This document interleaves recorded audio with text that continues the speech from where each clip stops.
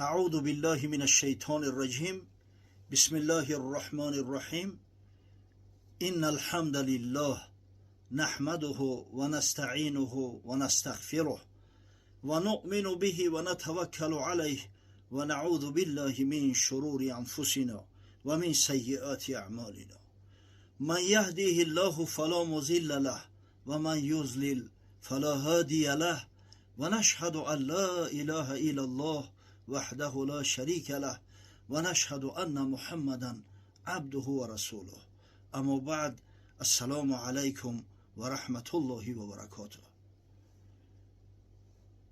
یک جوان در یک محفل از من سوال کرد که داملا، مادامی که ما کتاب قرآن در دست داریم، مادامی که احادیث پیامبر صلی الله علیه و سلم در دست ما هست، پس چی نیازی داریم به تقلید مذهب؟ داروخانه شفا فرما داروهای طبیعی را به شما پیشنهاد میکند. سامیون وان برای شخصانی که خراب هستند و میخواهند وزن گیرند. ام پلوس اپیمدیوم برای با قوت شدن، خوب کردن گردش خون، برای طولانی کردن همخوابگی. ماس پیگمنتو برای کسلی های پسریاز و سفید شوی پوست. بین داکس برای ریزانیدن کرم های معده و روده. مینوکسیدیل برای برآوردن ریش و موی سر. کرم فرانک برای دراز نمودن مهلت همخوابگی. ماسلا خیلبی برای ریزانیدن سنگ های گرده و تبابت آن. فات زورب برای کم کردن وزن زیادتی. برده رسانیدن به همه شهرهای روسیه در مدت 4-5 ساعت.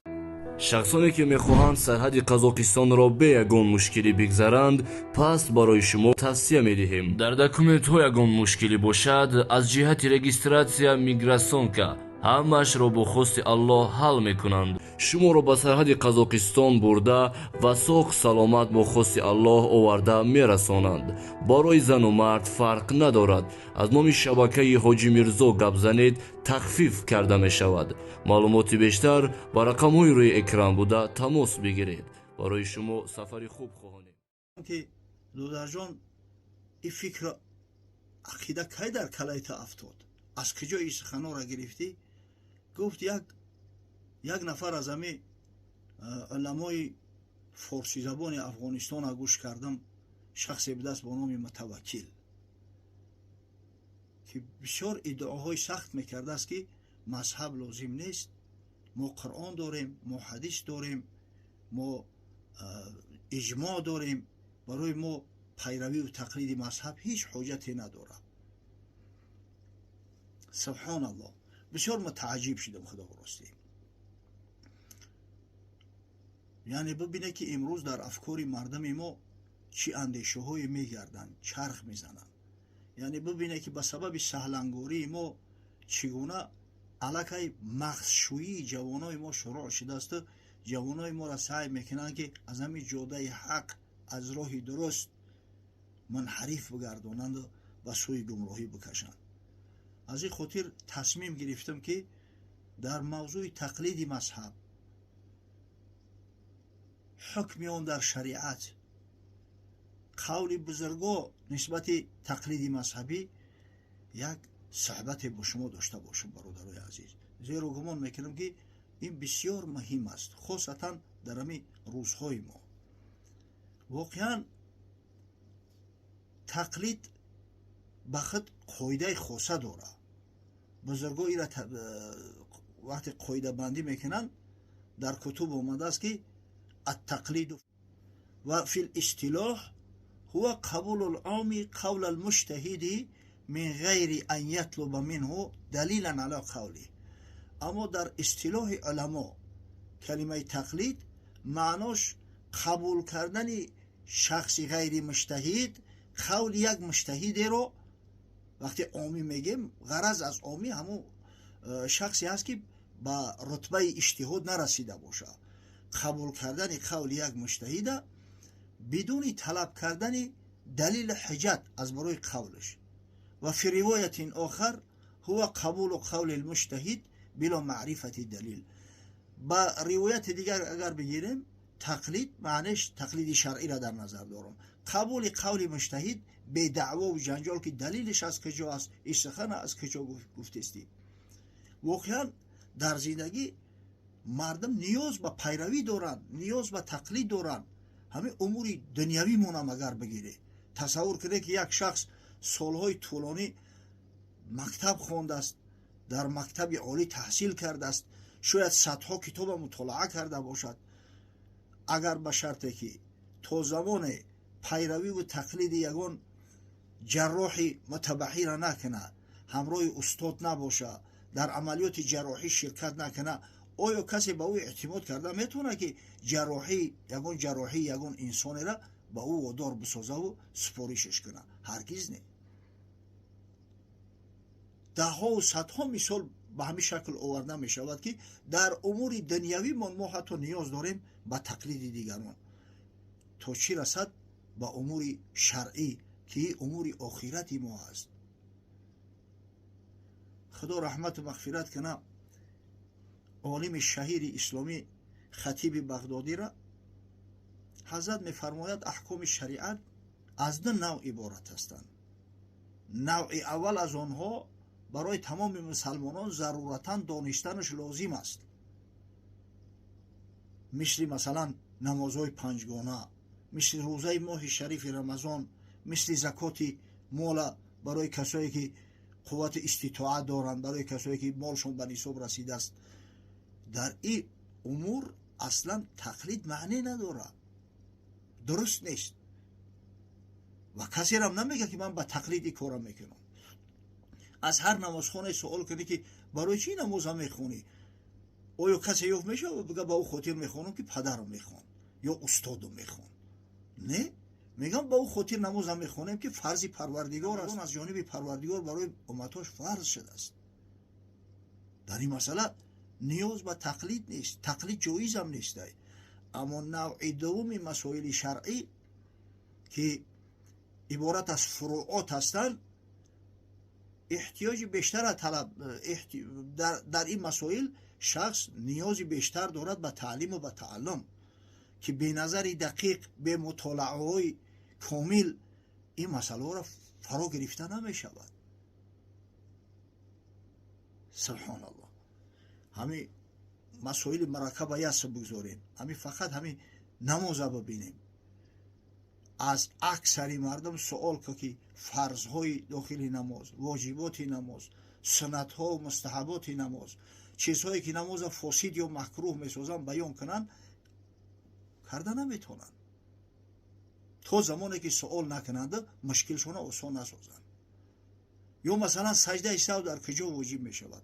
ببینه اکثر سوالای میشه در محفل معرکه ها، در نشست ها، در واخری ها، البته از همین موضوع ها هستند که مردم نیاز دارن تا اینکه پرسیده و درک کننده موافق همو عمل نمایند.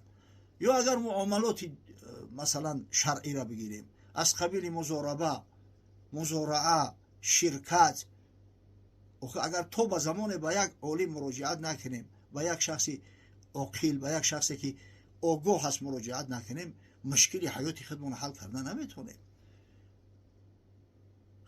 خطیب بغدادی تاکید میکند که در چنین امور تقلید البته جایز است بدون هیچ شک و شبهه، حتی در بعضی موردها واجب هم میگردد و دلیل آن میگوید قول خداوند متعال است در قرآن عظیم شان در سوره نحل که فاسألوا اهل ذکر این کنتم لا تعلمون، اگر چیزی را شما نمیدانید از اهل ذکر، از علما پرسان شوید، سوال کنید و پاسخ جواب خود را گیرید.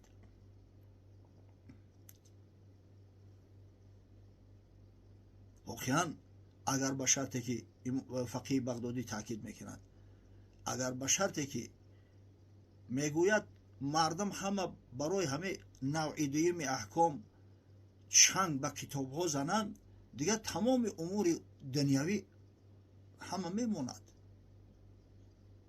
زراعت از بین می رود، تجارت از بین می رود، هنرمندی ها از بین می رود. امکانات داره که در یک جامعه همه فقط مسائل شرعی را مطرح کنند، مسائل شرعی را بیاموزند. حضرت میفرماید آن یک نحوی به کشتی در نشست، رو به کشتیبان نمود آن خود پرست. گفت هیچ از نحو دانی؟ گفت لا. گفت نمی عمری تشد بر فنا.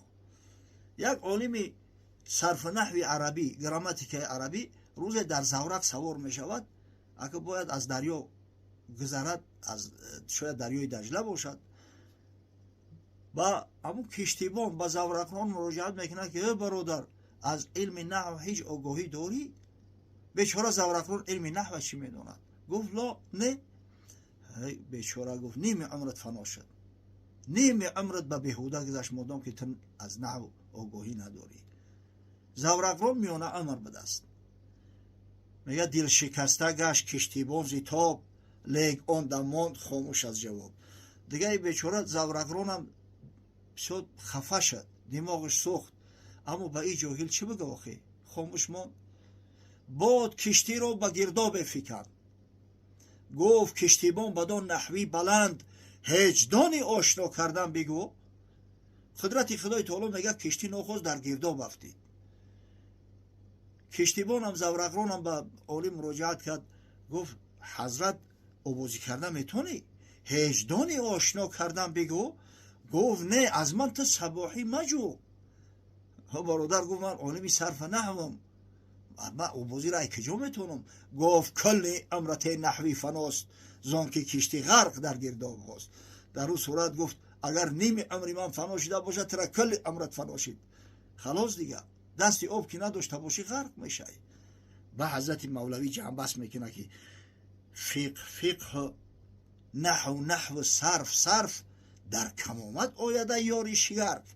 آقا هر کدامش در جای خودش است، در مورد خودش باید استفاده شود. هر کسی رو بهر کار ساختند، میل آن را در دلش انداختند. خب بیایید به تاریخ اسلام یک نظر افکنیم که آیا امی تقلید وجود داشت در عصر صحابه های پیامبر صلی الله علیه و سلم، در عصرهای بعدی آیا کسی تقلید کسی را میکرد یا نه؟ بدون شک و شبهه میکردند. ببینه اصحاب بزرگوار پیامبر صلی الله علیه و سلم نزد اهل سنت و الجماعت افضل امت هستند، اعلم ای امت هستند. اما نه هر کس امکان دادن فتوا را داشت. همه که مفتی نبودند در بین اصحاب حضرت صلی الله علیه و سلم.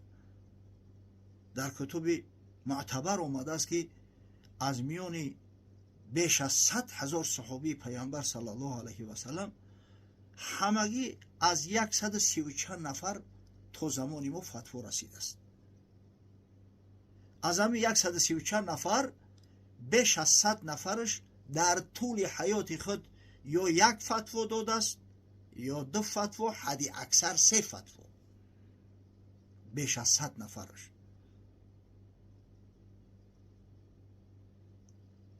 در میان اصحاب پیامبر صلی الله علیه و سلم شخصیت های بسیار بزرگ و مفتی های معروف بودند که صحابه ها وقتی که مشکل ایجاد میشید به اونا مراجعت میکردن. این 7 نفر صحابی پیامبر صلی الله علیه و سلم که بدون شک تردید اینا را مفتی های امت اسلام میتوانیم خوانیم. اگر فتوای هر کدامش جمع کنیم یک کتاب به نهایت بزرگ میشود. اینا کیها بودن؟ حضرت عمر، علی، عبدالله ابن مسعود، بیبی عایشه مادرمان، زید ابن ثابت، عبدالله ابن عباس و عبدالله ابن عمر رضی الله تعالی عنهم اجمعین. اینا مفتی های امت اسلام بودن. مردم وقتی به مشکلی گرفتار میشدن به اینا مراجعت میکردن. خدا رحمت کنه مفتی تقی عثمانی را تاکید میفرماید که اگر چند که بعضی از غیر مقلدا، همین کسایی که تقلید مذهبی را بدعت ناجایز میدونن، ادعا دارن که تقلید در عصرهای 4 پیدا شده، تا عصر 4 اصلا تقلید شخصی نبود. اما متاسفانه اینا علم کافی ندارن، آگاهی کافی ندارن. تقلید از صحابه پیامبر صلی الله علیه و سلم ثابت است. حتی تقلید شخصی، چی جای تقلیدی مطلق، تقلید شخصی هم ثابت است. در صحیح بخاری اومده است حضرت عبدالله ابن عباس بوری نشسته بود، یک عده از مردم مدینه منوره با او مراجعت کردند و سؤال را از او پرسان شدند در مسئله زنی که در موسم حج حیز میبینه. وقتی که حضرت عبدالله ابن عباس پاسخ سؤال اونا را داد، گفتن یا ابن عباس لا نأخذ بقولک و ندع قول زید. ای پسر عباس، گفتن ما سخن تو را قبول نداریم، ما سخن تو را نمیگیریم، ما به خاطر سخن تو فتوای زید ابن ثابت که با او پیروی و تقلید میکنیم ترک نمیکنیم. یعنی از همین دانسته میشود که همه گروه مردمی که سوال میکردن اینا مقلدای زید ابن ثابت بودن، مشکلاشون نزد زید ابن ثابت حل میکردن. در صحیح بخاری و کتب سنن اربعه آمده است که حضرت ابو موسی اشعری را بار سوالش کردن از مسئله، گفت لا تسألونی ما دام هذا الحبر فیکم و اشار الى ابن مسعود. گفت تا زمانی که همین شخصیت بزرگ عالم متبحر یعنی حضرت عبدالله ابن مسعود در میان شما هسته، از من سوال نکنی. حتی در مسند امام احمد اومده است که حضرت گفت لا تسألونی عن شیء ما دام هذا الحبر بین اظهرکم. تا زمان این شخصیت بزرگ در میان شما حیات زنده است، مسائل شرعی را از من پرسان نکنی، از او پرسان شوی.